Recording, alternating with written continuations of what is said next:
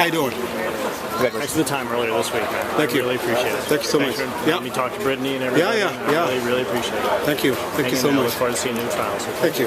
Look forward. Congratulations for everything. Appreciate it. I appreciate it. Okay. Thank you for great articles. It was a real pleasure to do. Amazing. All right. Lopez, you've been running great this year. Kind of how do you factor in this race? It's a training race, and we just come back here and see how it is. And I never missed Prefontaine before, and we just wanted to come and see how the race will go. And I'm so happy for what I did today, and we was training very hard. Moving forward. And is this it before the trials, or any more races? No, this is it. This is until we got 21 days to go, and so we're just looking forward to a great. Do you know what event you're going to do, or have you made that decision? I don't know yet. In a couple weeks, we're going to be able to sit down and really see what we can need to come and execute and go forward. So are you watching that 5K? You feeling like maybe you should have done that today? Oh, I think, well, not really. I mean, I think the 5K was really a great race for, I could not be able to just to do a 5K here and come back 2 weeks later and do what I wanted to do. But, I'm training for the Olympics and, just I got to go through the hurdle of that, Olympic trials, and then we go back and I got a very good time in Europe. Bernard Lagat yesterday was saying he advised you to do the 5K, and then he said, well, actually, I think Lopez could double. He's stronger this year. Is there any talk of doubling at the trials, or is the schedule too hard? No, I mean, I think what I've been training, I'm really in great shape, come back, and I don't care if it's 2 hours later or something, but I just gonna go out and get top 3. So, do you think Jerry's decided what you're gonna run and hadn't told you, or do you know and don't want to tell us, or? Jerry's more like, he knows. He sees forward. It's like see what the future is gonna be. Excuse me, but I'm gonna listen to him to see what really is a great race for me and go out and get it done. So feeling great, sub 4 minute mile here, so it's good. And how are the other guys? I mean, Matt didn't run that well today, but Chris is out. You're kind of flag bearer for the group now, which is a bit different, but.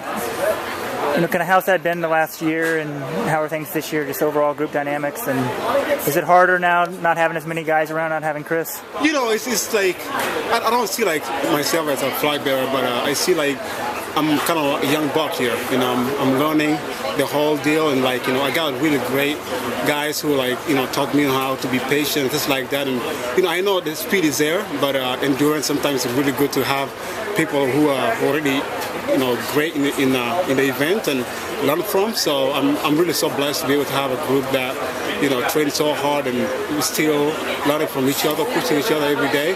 And so I think our group is basically we train for the medals, and that's what I'm so excited about. So.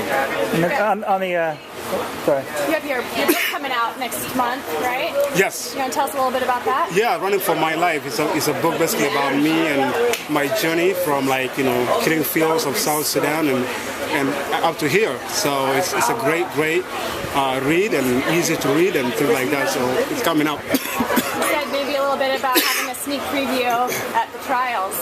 Yes, we're gonna have advanced copies.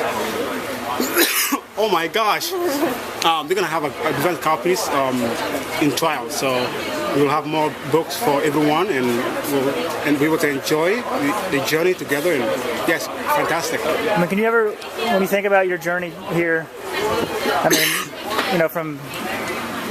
are you from South Sudan? Yes, I'm from South Sudan. Yes. South Sudan to here. I mean, now you're on the Tide bottles. I mean, you didn't even know what Tide was. Do you ever sit back and try to put it in perspective, just kind of how amazing your life has been? I think, life sometimes shape up to good ways and things like that, But I'm really so humbled to have, people who they associate with my story, things like that. They make my story to touch their lives in different ways.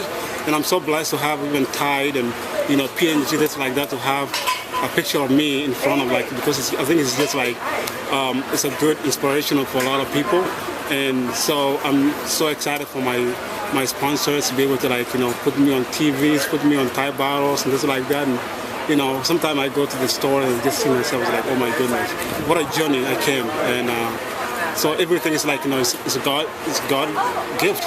You know, I believe in that, and I strongly believe in it as well. So. And with South Sudan being its own country now, are things better back there? And I mean, do you follow that much? Do you stay in touch with any family back there? Yeah, I mean, it's not really. It's better that there is not a lot of bullets going on still, but you know, it's still a lot of obstacles that a lot of people go through because you know, South Sudan is a new country, but in a new country with like absolutely no legs, no arms, because it's still a lot of things, challenges that go through this South Sudan right now, you know, in terms of like water, clean water, you know, healthcare, nutrition, you know, and education, you know. That is why, like, you know, I came back and start my own foundation to be able to go and help as much as I can, and in terms of like, you know, bringing the clean water to the people, and then like, you know, really tell the people about how important education is, because I was so blessed to come to America and get my education here, but now it's looking back and trying to trickle down that blessing as well to South Sudan. What's your foundation? What's the name? Yeah, Lopez Lomong Foundation.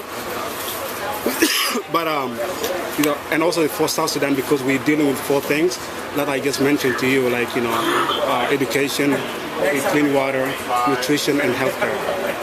And so, like, some of the guys, when you were like a lost boy traveling on foot, do you know where any of those guys ended up? And do you have any contact with?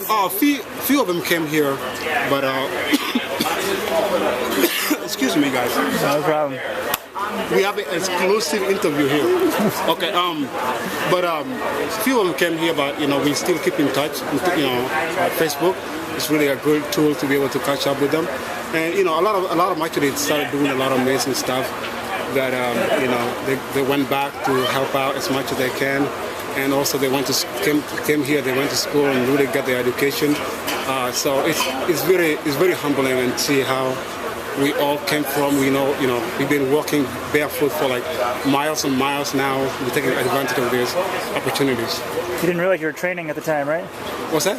It was good training. You didn't realize it. I mean, it wasn't fortunate or planned. But. Exactly. You know, again, like I've been running here, running away from the bullets and running away from like really bad situations. But now, you know, I run for joy and run towards something that I need to give back to the people who really need a lot of help. All right, thank you. Appreciate it. Good luck.